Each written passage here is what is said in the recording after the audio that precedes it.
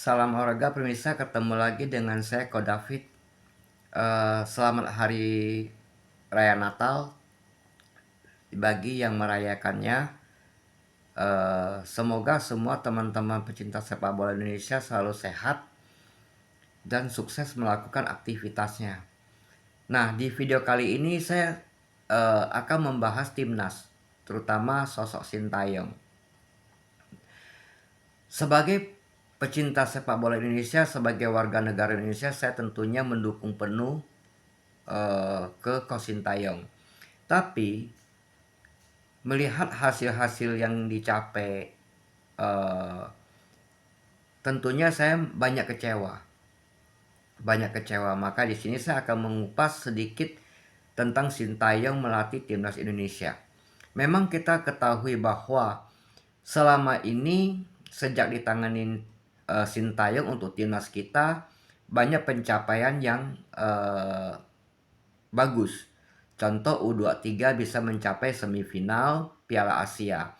Tapi pertanyaannya, berapa gol yang kita cetak pada saat U23 di Piala Asia? Nah, sekarang timnas senior bisa masuk ke round 3 dengan posisi 3, yaitu di atas Arab Saudi, Bahrain, dan China dengan 6 poin, di bawah Australia 7 poin. Nah, pertanyaannya, bisakah kita mendampingin Jepang untuk lolos langsung di round 3 ke Piala Dunia? Bisa. Yakinkah saya terhadap Sintayong bawa timnas ke Indonesia ke Piala Dunia? Saya ragu.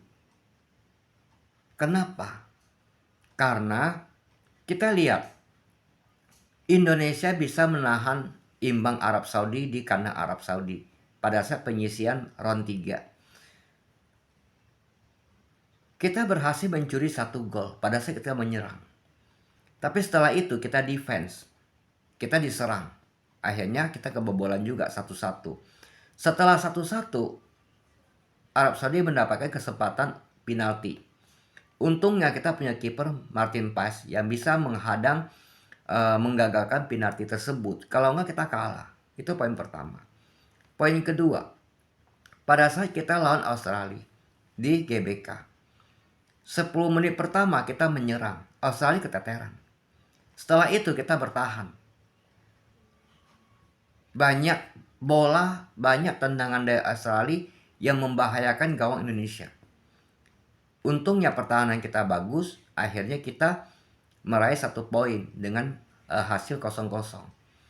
Pada saat kita melawan Bahrain, babak pertama kita diserang, kita defense, kita kalah 1-0. Babak kedua kita menyerang, akhirnya kita dapat 2 gol, unggul 1-2 untuk Indonesia. Setelah itu di menit-menit akhir kita bertahan. Dengan bantuan wasit kita kebobolan jadi 2-2. Nah, waktu lawan China, komposisi pemain pada saat kita melawan Bahrain di babak kedua itu udah sangat ideal untuk lawan China. Semua pemain yang ada di timnas ingin main bagus supaya di next pertandingan dia akan dimainkan.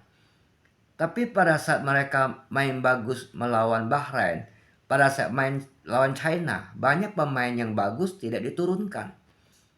Nah, itu adalah kesalahan Sintayong gitu loh. Pada saat kita lawan Jepang di GBK, 10 menit kita menyerang. Jepang juga kewalahan. Setelah itu kita defend. Akhirnya kita menerima pil pahit. Kebobolan 4 kali, bahkan bisa 6 kali kalau kita tidak punya Martin Paes. Nah, pertanyaannya, ini bulan Maret, bisakah Sintayong membawa timnas Indonesia ke round 4? Jangankan round 4, langsung lolos bisa. Karena kalau mau langsung lolos hanya mengalahkan Australia, mengalahkan Cina, mengalahkan Bahrain, seri sama Jepang, atau kalah sama Jepang. Peluang kita lolos ke Piala Dunia dampingin Jepang itu bisa. Tapi yakinkah saya sama Sintayong? Tidak. Saya ragu. Karena Sintayong terlalu banyak melakukan eksperimen. Terlalu banyak defense. Defense itu tidak cocok dengan timnas kita. Yang kita tahu dari dulu, dari tahun 70-an, timnas nggak pernah defense. Walaupun kita dibantai 10-0, 5-0, 6-0, kita menyerang. Tapi kita disuruh main defense. Nah, kita lihat lagi, separuh dari timnas kita adalah orang Belanda, keturunan Indonesia. Belanda terkenal dengan total football. Di timnas juga, di klub juga. Nah, ambil contoh lagi, kalau kita main defense, anggap deh kita nggak pernah kebobolan selama 10 kali pertandingan. Berapa nilai yang kita punya kalau kita nggak mencetak gol? 10 poin. Tapi kalau kita menyerang, 10 kali kita bertanding, anggap aja kita menang 5 kali deh. Terus kebobolan 50 gol deh. Berapa poin yang kita punya? 15 poin. 3 kali 5, 15 poin. Nah, saya ambil contoh lagi. Mourinho, Jose Mourinho, ya, pelatih kelas dunia.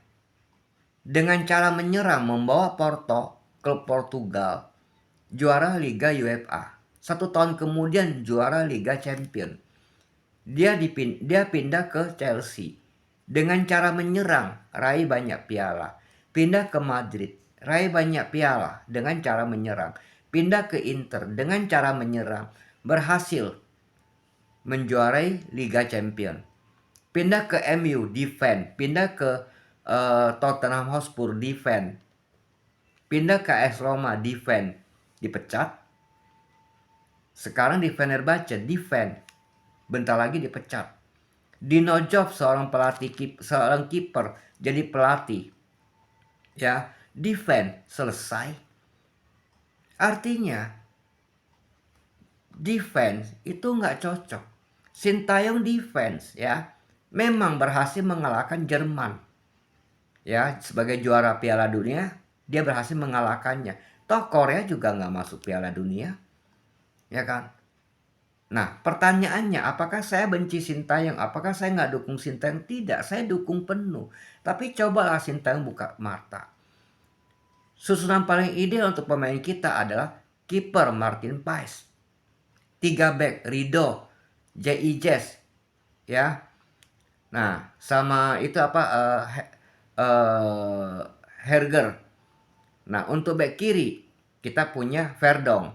Kanan ada Kevin Dick.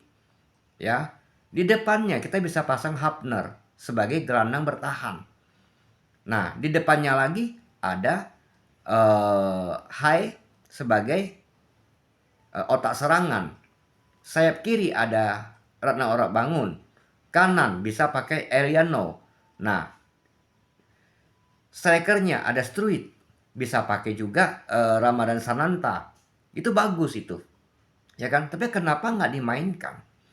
Nah, Marcelino di belakang striker itu susunan yang paling bagus. Ada Malik Rizaldi, ya kan?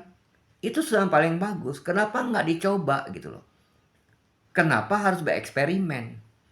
Nah, saya tidak yakin Sintayong bisa membawa timnas Indonesia lolos Piala Dunia kalau dengan cara defense, kalau dengan keras kepala gitu loh. Tapi kalau dia mau rubah tentang sifatnya, untuk mencoba pemain yang bagus, ya, tidak kutak-katik lagi pemain-pemain yang bagus, bikinlah dream team, ya, starting 11-nya dapet. Nah, saya yakin kita bisa lolos Piala Dunia, bahkan bisa lolos langsung. Perbandingan dengan tim Australia, apakah Australia lebih hebat dibanding timnas? Tidak. Back-backnya tidak kok. Back kita lebih bagus. Kita kalah di penyerang. Oke, kita di penyerang. Kita jarang mencetak gol. Rubah dong sebagai pelatih. Harus punya taktik seperti apa. Ya kan? Bila perlu, Studi dicadangkan. Turunkan Ramadan Sananta. Nah, di belakangnya ada Marcelino. Tapi kalau seandainya dia hanya mengandalkan defend, saya yakin STY harus diganti supaya kita bisa masuk Piala Dunia. Nah, sampai di sini dulu teman-teman video saya kali ini. Kita akan lanjut video berikutnya tentang STI juga. Silakan berikan komentar tentang video saya ini, bantu share, subscribe, dan jangan lupa like video saya ini. Tentunya dukungan teman-teman sangat membuat saya bersemangat untuk bikin video terus. Sampai jumpa lagi di video berikutnya.